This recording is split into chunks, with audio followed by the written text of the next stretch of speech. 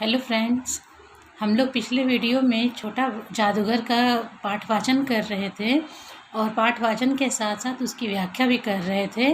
आज हम लोग छोटा जादूगर पाठ का प्रश्नोत्तर को देखेंगे और प्रश्नोत्तर को ध्यान से देखिएगा और अपनी अपनी कॉपी लेकर के बैठिएगा, कॉपी पर उसे लिखेंगे। छोटा जादूगर पाठ का जो हमारा पहला क्वेश्चन है वह है, मनुष्यों की भीड़ से जाड़े की संध्या भी गर्म हो रही थी। यह पंक्ति लेखक ने किस संदर्भ में लिखा है? तो इसका उत्तर है, लेखक ने यह पंक्ति कार्निवाल के मैदान में भारी संख्या में उमड़ी भीड़ को बताने के लिए लिखा है। ठीक है, अब हमारा दूसरा प्रश्न इसका है, लेखक उस 13-14 वर्ष के लड़के को आश्चर्य से क्यों देखने लगा? तो इसका उत्तर यह होगा कि लेखक उस लड़के को आश्चर्य से इसलिए देखने लगा क्योंकि जिस उम्र में उसे खेलना कूदना चाहिए था उस उम्र में वह तमाशा दिखाकर पैसे कमाने निकला है। इसके बाद हमारा तीसरा प्रश्न इसका है, छुट्टियां बिताकर लेखक जब कलकत्ते से चला तो रास्ते में उसने क्या देखा? छुट्टियां बिताने के लिए लेखक अपने परिवार के साथ गए हुए थे, तो वहाँ पर उन्होंने रास्ते में क्या देखा था? तो इसका उत्तर हम लोग इस प्रकार लिखेंगे, छुट्टियां बिताकर लेखक जब कलकत्ते से चला तो रास्ते में उसने देखा कि छोटा जादूगर का मंच सजा हुआ है, परंतु तमाशे दिखाने में उसकी वाणी में कोई प्रसन्नता नहीं है। हर दिन की तरह जैसे वह तमाशे दिखाता था, भालू मनाता था, बिल्ली रूठती थी, गुड्डा वरकाना निकलता था, उस दिन भी वो हो रहा था, लेकिन उसकी वाणी में प्रसन्नता नहीं थी, खुशी नहीं थी। हमारा चौथा प्रश्न ये है कि कहानी में लेखक ने छोटा जादूगर के लिए क्या क्या किया?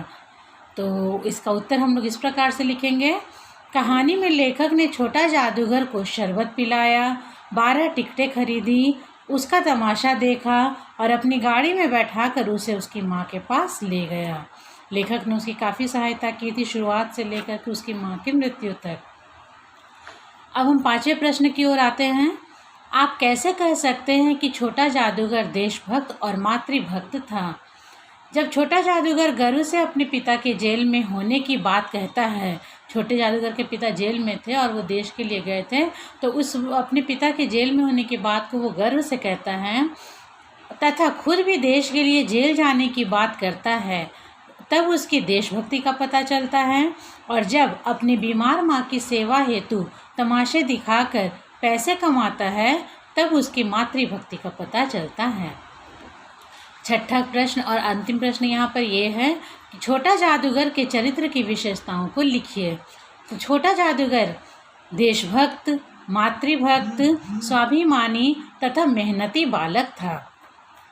ये हमारे प्रश्न हो गए, ये जो हमारे पाठ्य पुस्तिका में दिए गए हैं ये 6 प्रश्न। लेकिन हम जैसा कि आप सब जानते हैं कि 8वीं क्लास में वस्तुनिष्ठ प्रश्न आते हैं, तो हम लोगों ने तो कुछ प्रश्न 10 प्रश्न लगभग ऐसे बनाए हैं जिनके उत्तर एक शब्द में हैं, तो आप उनको भी देख लेंगे साथ ही साथ। तो हमारा पहला प्रश्न है, छोटा जादूगर के पिता उन दिनों कहाँ थे? तो उसका उत्तर होगा जेल में।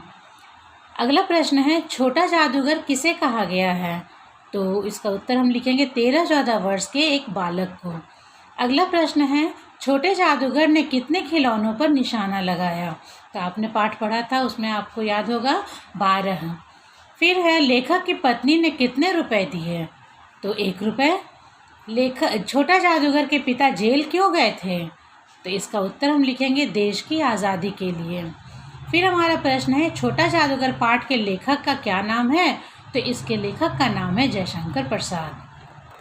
हमारा 7वां प्रश्न है, लेखक ने उस छोटे जादूगर को क्या पिलाया? तो उत्तर इसको हम लोग देखेंगे, फर्स्ट लाइन में ही है, शरबत पिलाया। कलकत्ता के किस उद्यान में लेखक सपरिवार घूमने गए थे? तो इसका उत्तर होगा बॉटनिकल उद्यान।